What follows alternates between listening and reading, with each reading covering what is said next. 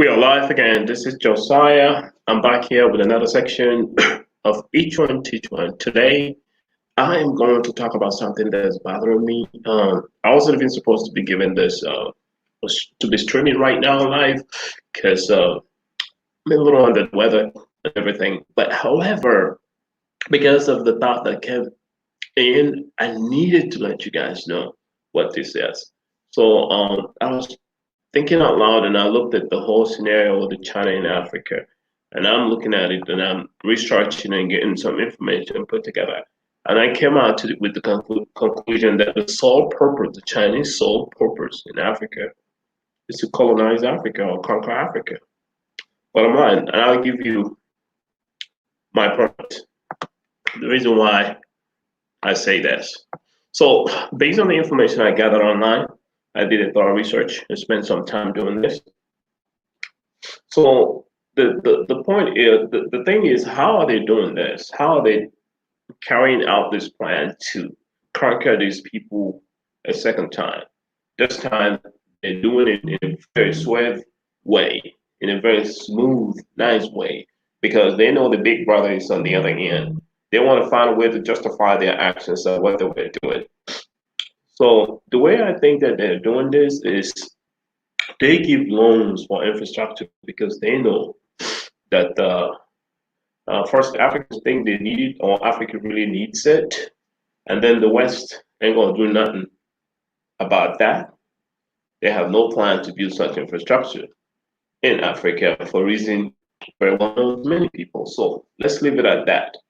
Now, coming to the fact that they're giving these loans for infrastructure, the question is, where are they getting all this money from? Is it possible they are printing all this money? Because many nations print money and they're the manufacturers in the world. They are the world's manufacturer. So if my hunch is correct, then it's possible that's what they're doing moving forward. So So another point that I came up with is that they know that their people can survive almost in any condition like the Africans would. So if they eat anything, they can do anything to survive anyway. They eat anything, they do anything to survive. That's another point, which is genetic. So the next point is that they want to find a way to move in the military first. So they concentrate on giving us loans, which the people are not going to pay back. Once you default, they have a reason to take over the national asset. So in order to take on the national asset, we know that you have to have a force behind to support or protect your national asset. That will be a justification that comes after that. So in case anybody want to do anything, they'll be like, okay, we have our resources here. And we think that the environment is hostile, so we need our military to be in there, which they are already doing. They have police in South Africa, and they have in Djibouti. As a matter of fact, they have their military in Djibouti, just like other Western countries do. But that's something different with the way the Chinese are doing this. It seems almost like they want to confront someone at the very end, but they're doing it from the backyard. They're going from the backyard. They want to conquer where the resources at. Anyway, United Kingdom did the same thing in Taiwan a long time ago, like about 100 years ago. So now, like I said, they set up police station first in weak African nations. That's how they're going to start it. And then from there, they're going to expand and encroach all the territory. And their people are plentiful. Currently, till date, there's only 700,000 Africans in China, with a population of 1.38 billion approximately, and currently they have over 10 million people of theirs in Africa. So how proportional is that number? You go figure what that plan is. And then in most of these African countries that they are, you can Google it if you think I'm lying, they have IDs for those countries. What does that tell you? They don't even speak the language, but they have the IDs for those countries. And not only in those countries, in the West, everybody knows that. Okay? Now, the fifth reason why how they're doing this is they move state-sponsored businesses to Africa. That is the only reason for that is to make Africans dependent on them. So they move one, two, three, four, five businesses, and they move millions of vendors. So what they are doing is they're sapping the locals, source of income for the locals, make the locals work for them. That's dependency. This is very dangerous for Africa. I don't even know if African leaders think at all, if they are very stupid. I think they need to go to I think they need to go to asylum. That's where they need to go to. They're all, I mean, some of them that they think stupid. Even a child knows these moves are wrong and they can't figure it out. How would you want to get an infrastructure that you can't even support and you don't have any knowledge of? That tells me that this and right, it smells dependency. Now, going back to the recolonization of Africa, the way they're doing it, like I said, I've shown you how they're doing it and why they're doing it this way. They need to do it this way because this process must be gradual because they have other plans. They are in their 70th 5 year, 100 in their 100-year plan to get China to be the world power. They're in the 70th 5 year plan. Okay, so in this plan, a part of it is to make them a service nation, and a part of it is also to move their people from to depopulate their population. Okay, go online, check their documents, read it, and you will, if you read in between line, you'll figure out what they're trying to do. So the next thing now is what is very strange or dangerous. Let me say dangerous. They have been successful in being able to take hold of the national assets of two African countries. Like I believe Zambia, they media, so they control their media, so propaganda galore. And then Djibouti, they took their seaport, and that's strategic. It cuts between the Middle East and Africa. That's the bridge between it and Africa. And you see the Pacific. I mean I think the Pacific on the other side, and the Atlantic on the other side. So that's a location. That's a prime real estate right there. Global prime real estate. They have that. And not only that, they're doing the same thing all across the world. Africa is not the only place. They have a big agenda because of their initiative, Itailu initiative. The Itailu initiatives allows them the opportunity to build a road because, according to Confucius, if you want to be rich, or one of their philosophers, if you want to be rich, you have to build a road. That's the whole idea. So moving forward here, what Africa need to do right now? Because this thing here is well thought out. It took them almost 500 years to figure it out. And it's just like what I'm saying right now until somebody picks it up, what I'm saying, and started implementing it. Somebody came up with this plan. And finally, the Magnificent Nine took up the plan. And now you have to recognize this Magnificent Nine, the CPP party, all of them are engineers by trade. Go check it out. So it will tell you a lot about them. So what Africa need to do right now is to cancel all loans. Okay? If you cancel all loans, they need to do it because by the time the five African countries default, they will move the military and the police stations all around. That means their people are coming. They will take it over. It will be a yellow nation. It will no longer be a black nation. Okay? These are people that are they call themselves the Hans. They are very, very racist in the sense that they consider themselves superior to every other person.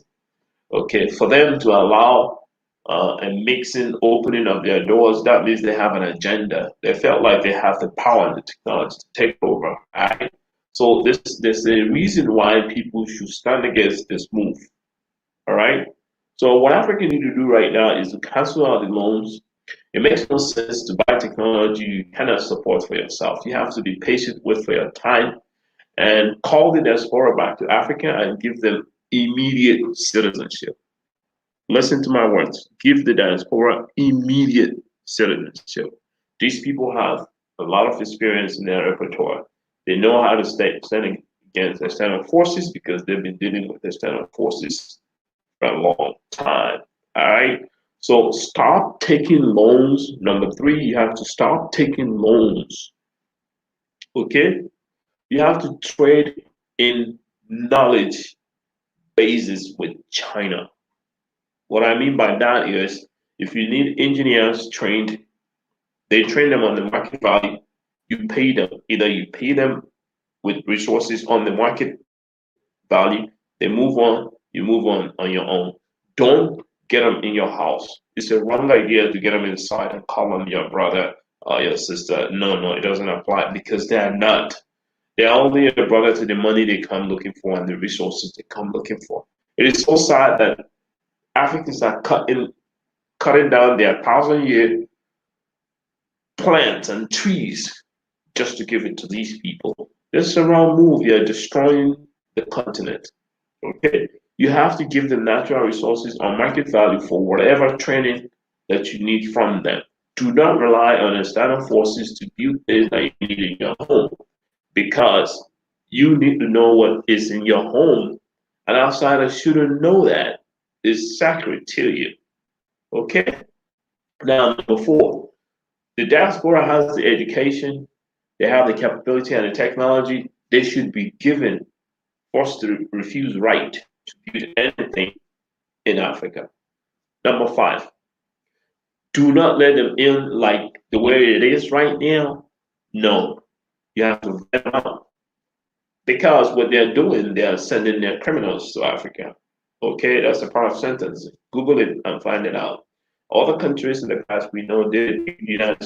United Kingdom did it, and we know the whole story. And remember, they are the manufacturers in the world for the globe. So they make anything. They're capable of making anything. So this is why you have to be extra cautious in how you make your passport, your ID, who makes it for you. It is a very good idea for it to be done internally in any of the African countries. That's a suggestion, a sound suggestion from the security expert. Okay, you must always remember that they are the warehouse for the world. Get rid of all your old leaders. You have to get rid of all those old leaders. I don't know how you're gonna do it, but it's necessary.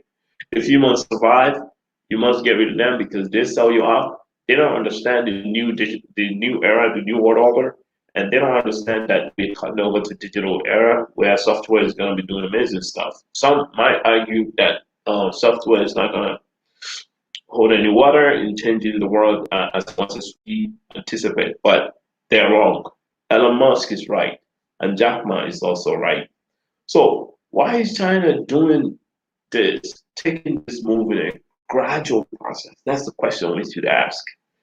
And answering this question will give us an overview of how we can approach them. Okay? They're doing it gradually because of America's military might. They have to find a reason to justify their action thus far. This is the second time I'm saying this. They don't really want to confront the United States of America until they conquer Africa. This is a part of their plan. Once they conquer Africa, that's where the world's natural resources come from. If they have it wrapped under their hands, then they make a move on the power that is. They will be confrontational. They already got veto power in the UN. Next thing is to get economic wealth, which is Africa. Already, they print the amount of money and buy out U.S. deficit and everything. How nobody doesn't know, I don't know. Then that they prey on people's weakness. America is a credit nation, credit-based nation. They preyed on it. They killed it. All the private real estate, they're buying it. They swamped their money in here. And various other countries in the Caribbean, everywhere colored people are, they want to take over. All they are doing is to stand against the United States, the power that is at this time. Why must Africans or Africa cut out the Chinese or China's movement into Africa? First, they're not your friends. Don't let them fool you. They're not your brothers and sisters. Don't let them fool you. They hate anything that is not green, like dollar bill. All they love is money.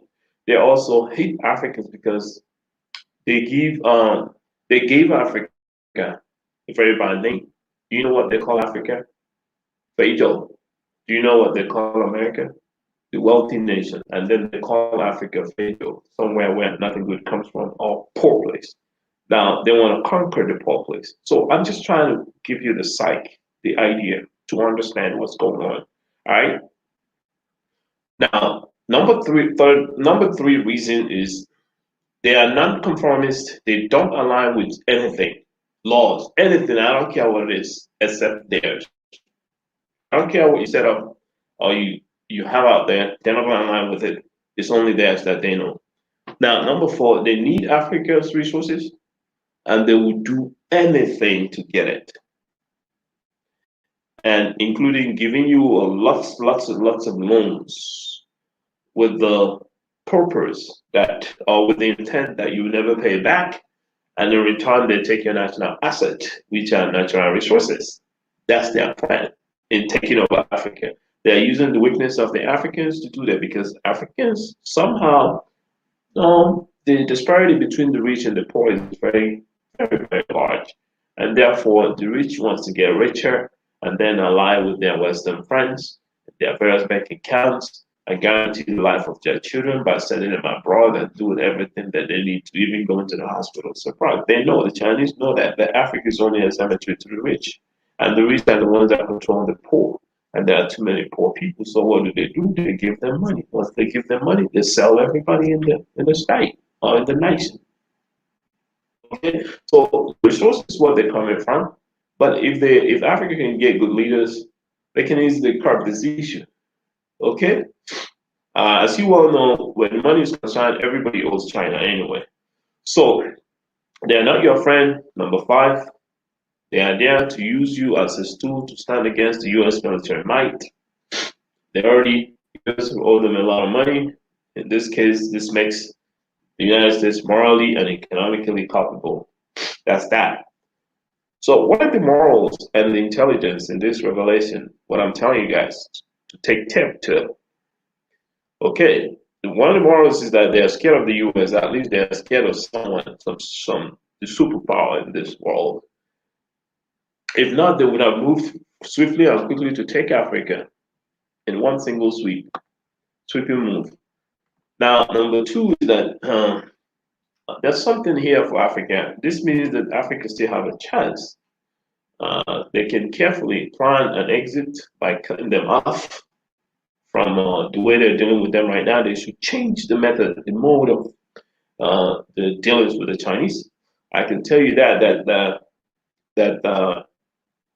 if Africa does that and change the way they deal with them, they're not going to use force, because they know that the U.S. will never allow them to go scot-free if they try to do anything in that manner. They know that, and they will do nothing. So that's an opportunity for Africa to do something.